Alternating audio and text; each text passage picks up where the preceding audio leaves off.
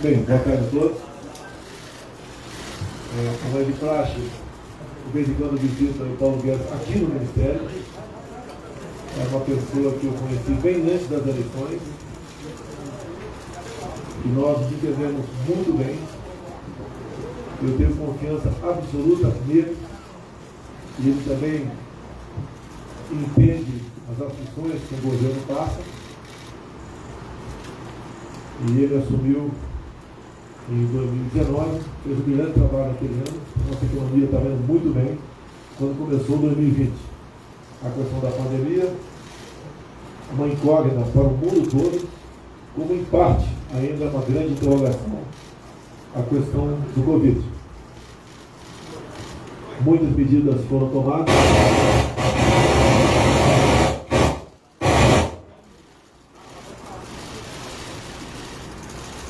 Muitas medidas tomadas o ano passado abalaram a economia. Como a polícia do fica em casa, a economia a gente vê depois. O nosso governo entrou em campo, atendeu os mais necessitados, os conhecidos como invisíveis, concedemos o auxílio emergencial, onde 68 milhões de pessoas foram beneficiadas. Gastou-se aproximadamente 300 bilhões de reais.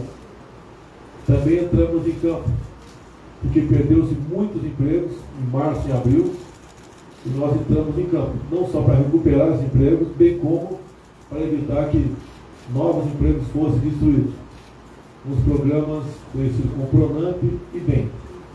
Terminamos 2020 com mais pessoas com carteira assinada do que 2019. No corrente ano, já foi criado mais de 2 milhões de empregos. A economia realmente, como falava o ministro Paulo Guedes, voltou em ver. Mas nós temos um legado ainda da política do fica em casa, a economia te vê depois. Tem muita gente passando necessidade, tendo problemas. Agravou-se a questão da inflação, chegando aos 2 dígitos. Isso não é exclusivo do Brasil, o mundo todo vive esse problema, como o Reino Unido, por exemplo, a Europa quase como um todo. Acompanhamos o aumento de preços nos Estados Unidos, e o Brasil é um dos países que, na economia, é um dos que menos está sofrendo. Inclusive, prevê-se a possibilidade de crescermos 5% no corrente ano. Agora, contudo, tem uma massa de pessoas que são os mais necessitados. Hoje em dia, em torno de 16 milhões de pessoas que estão no Bolsa Família, cujo ticket médio está na casa de R$ 192, e a gente vê esse valor como realmente insuficiente para o mínimo. Assim sendo, com responsabilidade, vimos estudando há meses essa questão, onde chegou-se um valor. Deixo claro a todos os senhores, esse valor decidido por nós tem responsabilidade. Não faremos nenhuma aventura. Não queremos colocar em risco nada no tocante à economia. Também, como não precisamos bola de cristal, nós sabemos que, aumentando o preço do petróleo lá fora, com a variação do dólar aqui dentro, o reajuste em poucos dias ou semanas tem que ser cumprido na ponta da linha por parte da Petrobras. Ou seja, a Petrobras, uma empresa que tudo que acontece e que não seja bom, a responsabilidade é do governo federal, é minha. Nós indicamos o presidente da Petrobras, mas não temos a sentença sobre ela.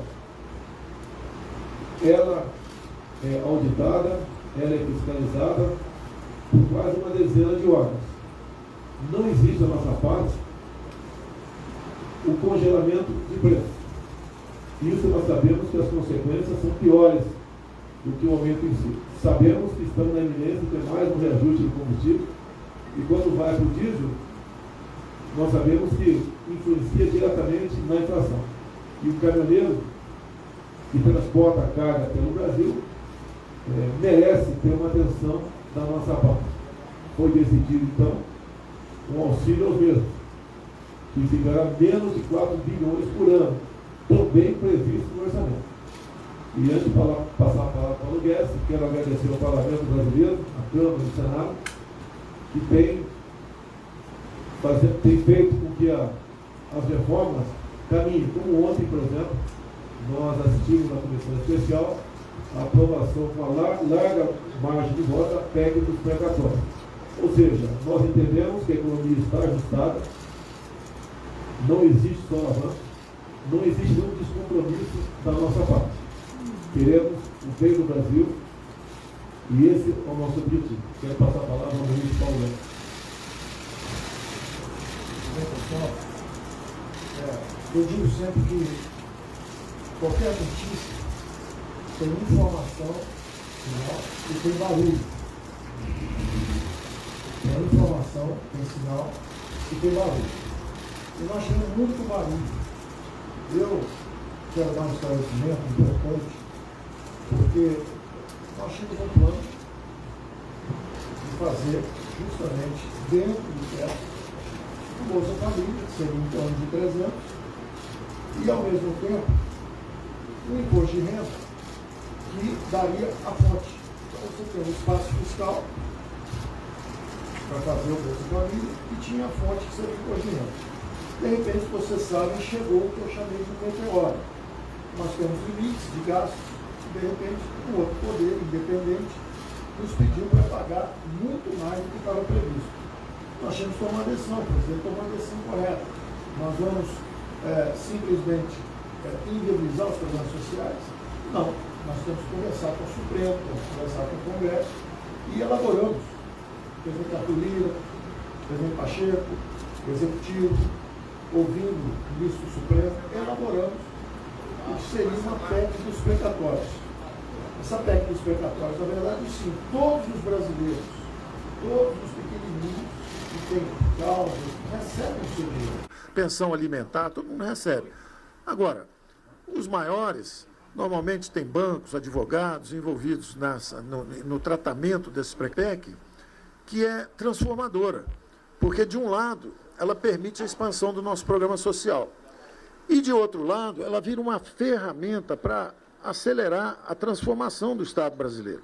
Então, em vez de você ficar esperando para receber o dinheiro, você pode participar de uma compra de um campo de petróleo, você pode participar de uma compra de imóveis, você pode ajudar o Brasil a desinvestir nas atividades, justamente para ele deslocar o dinheiro para reduzir a pobreza, para remover as desigualdades sociais, para dar oportunidade de emprego, para dar oportunidade de educação.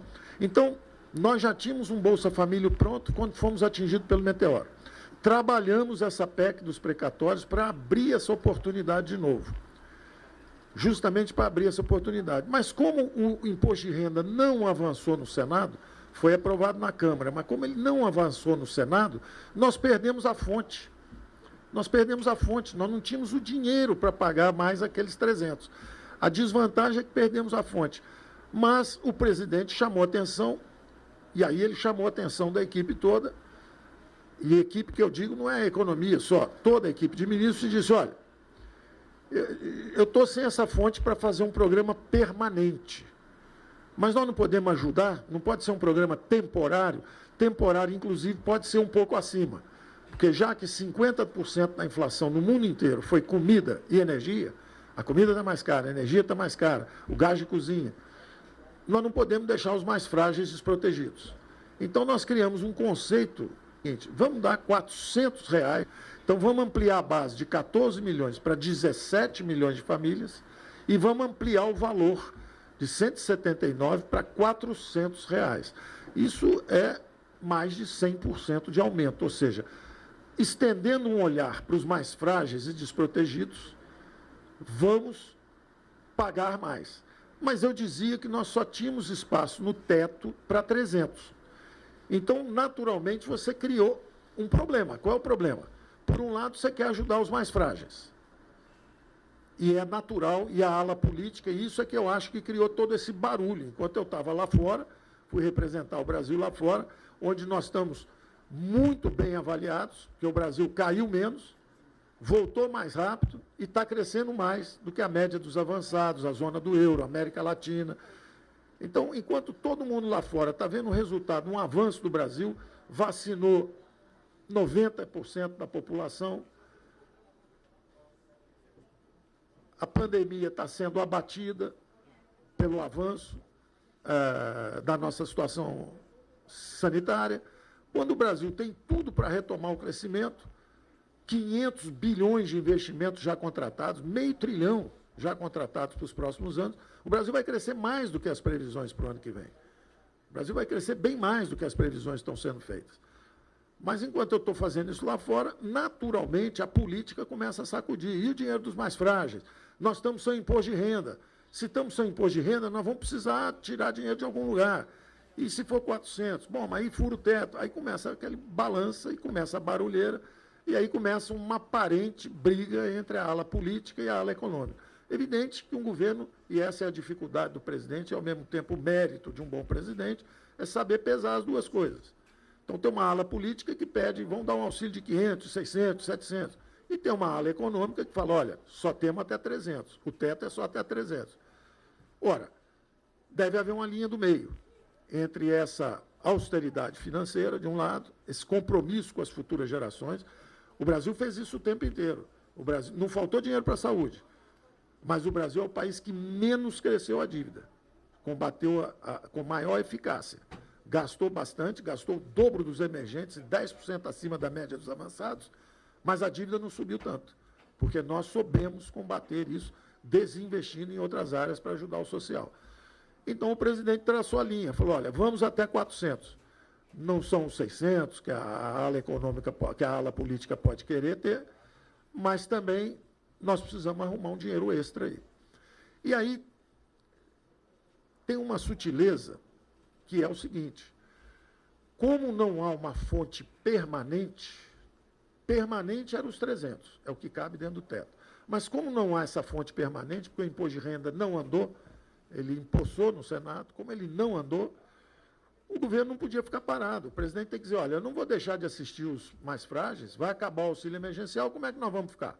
Nós precisamos da solução. Como a solução tecnicamente correta não funcionou e a situação dos mais frágeis piorou, porque a inflação, como disse o presidente, comida subiu, energia subiu, nós vamos ter que gastar um pouco mais.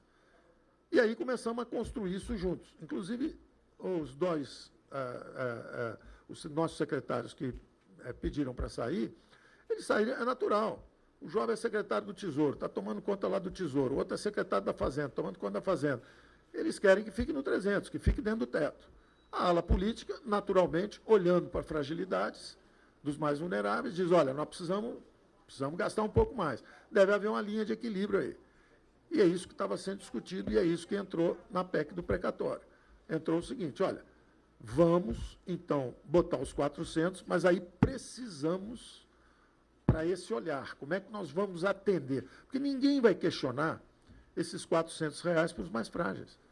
Subiu o preço da comida, subiu o preço do gás de cozinha. Então, a equipe econômica estava numa ponta,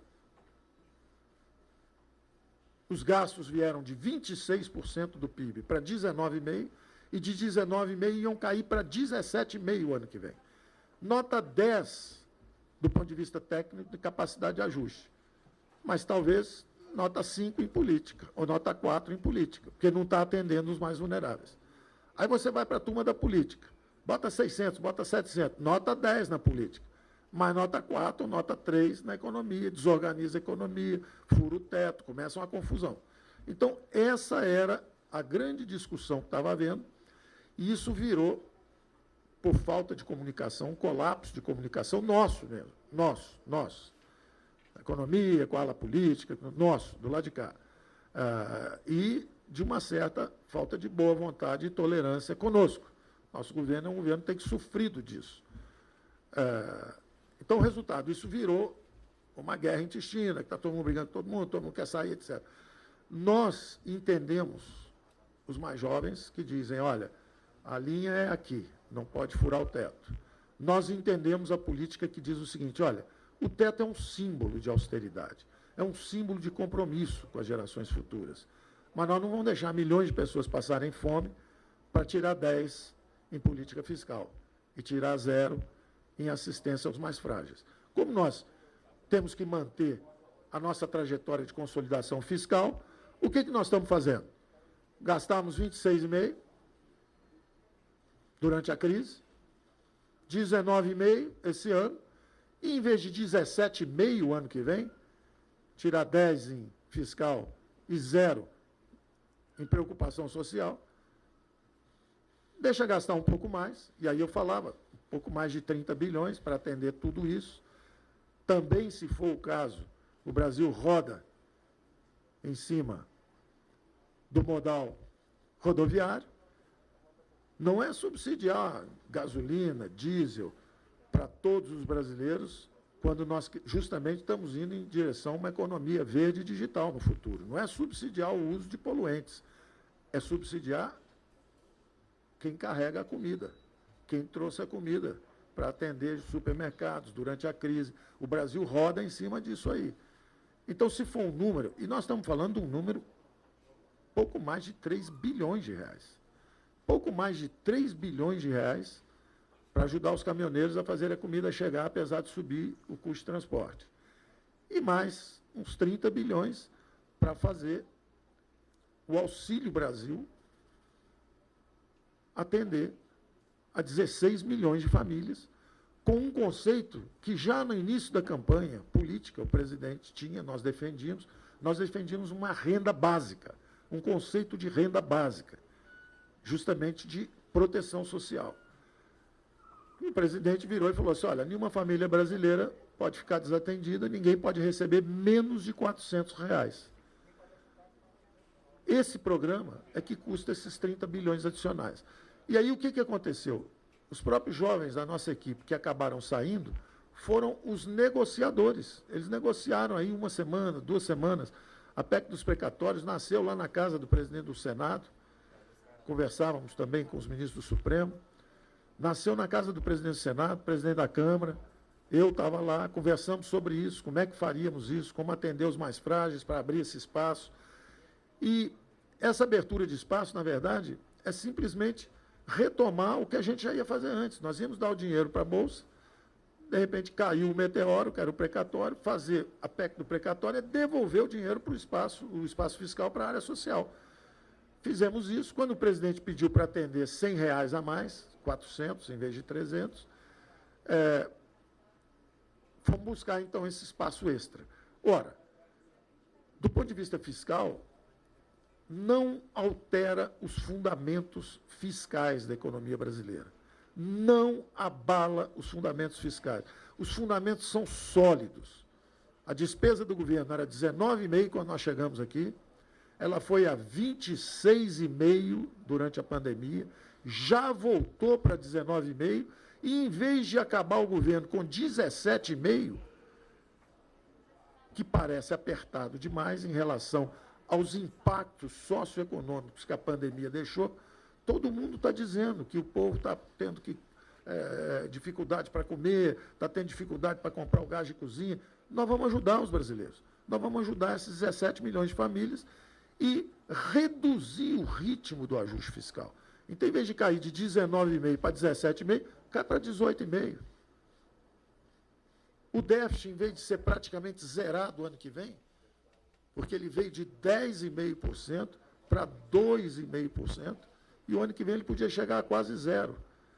Então, que seja um déficit de 1%, que seja um déficit de 1,5%, não faz mal. Nós preferimos tirar 8% em fiscal, em vez de tirar 10%, e atender os mais frágeis. Então, essa posição de equilíbrio que o presidente pede é completamente compreensível, porque ele fica pressionado dos dois lados. A equipe econômica fala, tem que ser no teto, tem que ser o teto, tem que ser o teto, não pode furar o teto. E a política diz o seguinte, tem que atender os mais frágeis, tem que dar o dinheiro para os mais vulneráveis. E cabe ao presidente traçar a linha, ele traçou a linha 400. Vai. Ou, foi o que eu disse, foi muito mal interpretado, porque eu estava falando a verdade. Ou vai ter uma licença para gastar um pouco mais com esses R$100, porque só cabia no teto 300, se for 400, é uma licença para gastar um pouco mais. Não há nenhuma mudança no arcabouço fiscal. poderia ter sido feito exatamente dentro das regras atuais, apenas dizendo o seguinte: preciso de uma licença para gastar mais 30 bilhões, porque em vez de 300, que eu cabia no teto, vão ser 400. Só isso. Basta isso. A economia brasileira é forte, vigorosa o suficiente, está fazendo um ajuste forte o suficiente para segurar isso. Eu seguro isso. Eu não tenho problema com isso. Eu posso tirar 8 em fiscal, tirar 7 em fiscal. Ninguém fez o que nós fizemos. Nenhum governo saiu com menos do que entrou, gastando menos do que entrou. Nós fizemos isso. E aí um presidente tem 60 milhões de votos. Diz, olha, eu preciso atender caminhoneiro que transportou o Brasil durante a crise, botou comida na casa de todo mundo, e eu preciso atender os mais frágeis. 17 milhões de frágeis que precisam da nossa ajuda. Dá para arrumar alguma coisa aí? Claro que dá. Claro que dá, mantendo a responsabilidade fiscal. Bom, até aí íamos todos juntos, inclusive a nossa equipe estava negociando isso, os 2 demissionários, porque saíram 4, porque 2 são adjuntos, né? Quando sai o titular, sai o adjunto. Mas os 2 que saíram são jovens, técnicos, trabalhadores, sérios, boas pessoas, imbuídas do trabalho dele. Meu trabalho no Tesouro é trancar aqui e não sai dinheiro nenhum. Mas nem para os mais frágeis, estão passando a fome, não sai dinheiro nenhum. Ora, cabe justamente ao presidente, politicamente, dizer, olha, é preciso atender isso, e eu tenho que tomar a responsabilidade por dizer o seguinte, olha, até aqui dá para levar. Agora, se for para 500, 600, 700, esquece. Aí não dá mesmo, e nós vamos desorganizar a economia brasileira. Então, há coisas que podem ser atendidas, há um limite, é difícil, é um equilíbrio difícil, cabe ao presidente justamente fazer essa arbitragem, e cabe a mim fazer a avaliação de até onde pode ir. Então, eu pediria muito que fosse aprovada a PEC do precatório, porque é ela que dá o espaço para essa ação fiscal. Ah, mas vocês estão ampliando, querem fazer um programa eleitoreiro? Não. Seria feito esse programa de qualquer jeito, o que aconteceu foi justamente um inesperado, que foi o meteoro dos precatórios. E nós tratamos com a maior responsabilidade possível. Em vez de resolver só o nosso problema para o ano que vem, se fosse eleitoreiro, eu resolvia só o problema do ano que vem. Nós resolvemos um problema para o futuro. Toda a trajetória futura está equacionada. Agora, qualquer despesa que o judiciário mandar para o executivo, porque o legislativo diz, olha, você não pode gastar. Aí vem o judiciário e fala, olha, mas você tem que pagar 90 bilhões, 100 bilhões, 150 bilhões. Como é que eu posso? Os comandos são conflitantes. Se eu obedecer um, eu desobedeço o outro. Então, agora não. Agora nós criamos essa trajetória e com previsibilidade para os gastos que venham do setor judiciário. Então, nós estamos fazendo a coisa com a maior responsabilidade possível, com a maior transparência. Portanto, que eu disse, falei, olha, ou vamos fazer um extrateto de 30, ou teremos que fazer alguma outra mudança. Eu ouvi dizer, não veio da economia, justamente dessas interações com gente da Câmara, me disseram também que poderia ter sido até o AGU, o nosso Bruno Bianco, que trabalhou conosco, que alguém formulou a ideia de fazer uma antecipação de 2026 para agora. Que é uma ideia interessante, embora seja vista como oportunidade política, etc. A verdade é que nós perdemos, com a alta da inflação, nós perdemos uns 30 ou 40 bilhões por essa falta de sincronicidade entre as despesas e o teto. O teto é julho a julho e a despesa é dezembro a dezembro. Então, nós perdemos 30 ou 40 bilhões que eram nossos. Então, fazendo a atualização do teto de gastos, nós simplesmente recuperamos isso. Mas isso não é despesa adicional, não. Gasta um pouco mais agora, mas um pouco menos no ano seguinte. E na verdade, o que acontece? É uma sincronização do teto com as despesas. Tecnicamente é defensável. Politicamente, vai haver acusação de que é oportunismo, que é isso. Mas, tecnicamente, ela é defensável. Mas eu não estou preocupado com a coisa... Foi um extrateto ou foi um levantamento do teto? O importante é o seguinte, é plenamente absorvível nas contas. As finanças seguem inabaladas. O déficit, que seria de 0,5% do PIB, ele sobe um pouco. Mas o Brasil é o único país do mundo que foi a um déficit. Nós somos o país um dos que mais gastaram, que menos se endividaram, exatamente por esse duplo compromisso. O presidente o tempo inteiro compromisso com o social, compromisso com a educação, com a saúde, compromisso com a saúde dos brasileiros. Agora, ao mesmo tempo, vamos pensar nas futuras gerações, compromisso com responsabilidade fiscal.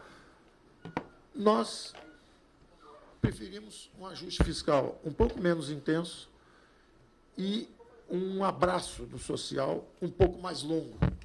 É isso que está acontecendo. Então, eu queria dizer que teve muito barulho. Esse barulho é muito de falta de comunicação. Houve, de certa forma, uma pressão. Seria melhor isso acontecer mais organizadamente? Sim. Seria melhor que nós, da economia, já que tivéssemos conseguido acertar a coisa um pouco antes? Sim. Seria melhor que, em vez de quando eu estou fora, a ala política pressionar pelo recurso? Sim. Agora, seria melhor também se a mídia toda, examinando isso com cuidado, visse o seguinte: nós estamos falando de 30 bilhões. Um país que gastou 700 bilhões no primeiro ano, gastou pouco mais de 100 no segundo ano, e agora está gastando também com o déficit declinando e com as despesas como percentagem do PIB declinando. Então, eu queria só agradecer ao presidente pela confiança, agradecer ao relator Hugo Mota por ter feito um trabalho muito dentro do espírito original que nós fizemos, embora, evidentemente, a verdade vos libertará, não é isso, presidente? Então, a ideia do teto, ela veio de outro lugar, mexer no teto. A preferência da economia era até dizer, olha, deixa o teto aí e faz um excesso aqui do lado, pede uma autorização para gastar um pouco mais, mas tecnicamente é defensável. E nós queremos anunciar também que a saída de um jovem que a gente compreende, né, a função do jovem é defender, a função da política é atacar, a função do presidente é mediar, a minha é avaliar até onde está indo ou não pode ir para não desorganizar a economia. O que eu posso dizer é que eu estou nomeando alguém bastante sênior, com muita formação, muita experiência, para o lugar do antigo secretário especial nós chamamos agora de Tesouro e Orçamento, que era o Funchal. Sai o Funchal e entra o André Esteves, o André Colnago. André Colnago. É o André Esteves Colnago. Ele é Esteves Colnago. Ele não tem o André, né? Então, eu vou dizer porque é o alto falho, porque andaram levando o nome lá para o André Esteves, levando sugestões, pedindo ao presidente. Teve uma ala política que andou indo lá no André Esteves, do BTG, perguntando assim, se o Paulo Guedes sair, quem é que a gente pode botar lá? Dá para emprestar o Mansueto? Então, umas coisas desse tipo. Então, eu, por ato falho aqui, falei no André Esteves. Sei que o presidente não pediu isso, porque acredito que ele confia em mim e eu confio nele, mas sei que muita gente da ala política andou oferecendo o nome e fazendo pescaria, inclusive lá.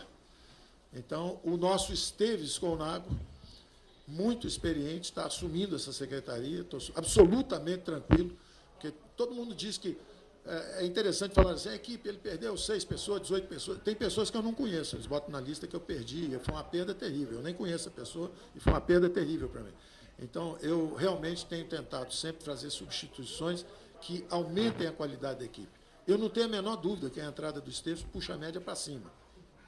Não tenho a menor dúvida. Super experiente, estava numa função de advisor meu pessoal, fazendo as coisas com o Senado, com a Câmara, e ele assume, bota a mão na massa, que ele já botou várias vezes. Tem uma carreira brilhante no setor público, de absoluta confiança, é um símbolo do bom funcionalismo público brasileiro. Um homem que não pensa, não pede ajuda, não pede conselho, não pede nada. A gente é que tem que ajudar, às vezes, a resolver os problemas que ele possa ter. Só pensa em ajudar o Brasil. Entra governo, sai governo, ele está aí fazendo o trabalho dele, alta inteligência emocional. Os congressistas me pediam, manda o Esteves. Tiver um problema assim, não manda A, não manda B, não manda C, manda o Esteves. Pela alta inteligência emocional, conhecimento, um domínio de máquina. Então, nós estamos fazendo uma substituição, com todo o respeito ao mais jovem, o problema de ser jovem, é só mais jovem, mas uma substituição muito efetiva. E, por outro lado, minha absoluta confiança nele, ele escolhe o secretário do Tesouro. Ele escolhe o secretário do Tesouro que ele quiser. Então, estamos anunciando isso também de uma vez. Obrigado, presidente. Precisamos de apoio do Congresso, aprovar o precatório.